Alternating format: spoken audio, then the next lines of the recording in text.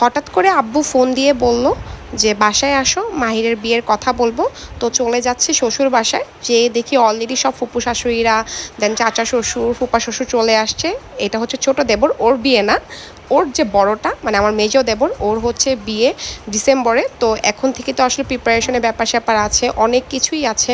আমার শ্বশুর বাসায় যেই বাসাতেই আসলে বিয়ে হোক, সেটা ফুপু শাশুড়ির বাসায় হোক বা চাচা শ্বশুরের বাসায় হোক, আমরা সবাই যাই বিয়ের আলোচনা করতে, কি হবে না হবে, কখন কি করবে, কিভাবে করবে, সবাই মিলেই আসলে কথা বলে। এদিকে আমরা দুই ভাবি মনোযোগ দিয়ে কথা শুনতেছিলাম কি কি বলে। বাড়িতে পুরোই একটা বিয়ের আমেজ ছিল, সেই মজা করতেছিলাম, কথাবার্তা হচ্ছিল, আব্বু সবার থেকে পরামর্শ নিচ্ছিল কিভাবে কি করবে না করবে। আস্তে আস্তে তোমরা সব ব্লগই দেখতে পারবা, শপিং ব্লগ থেকে শুরু করে বাকি সব কিছু। এই যে আমার শ্বশুর কথা বলতেছে, এই মিটিং দিয়েই আসলে বিয়ের আমেজ শুরু হয়ে গেছে অলরেডি বাসাতে।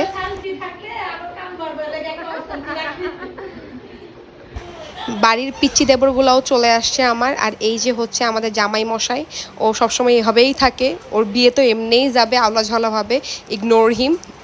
অনেক কথা হইল সেই সন্ধ্যা থেকে রাত পর্যন্ত। দেন হচ্ছে আমি আর পায়েল চলে গেছি রান্নাঘরে সব কিছু গরম করতে। আব্বু পোলাও কোরমা এসব রান্না করাইছিল যেহেতু সবাই আসবে।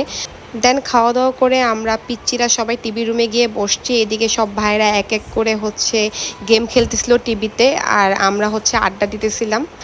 আমি তাড়াতাড়ি বের হয়ে গেছি 12টার ভিতর, কারণ আমি আবার যাব এয়ারপোর্টে, আমার পাপা আজকে আসবে। তো আজকে এই পর্যন্তই, আল্লাহ হাফেজ।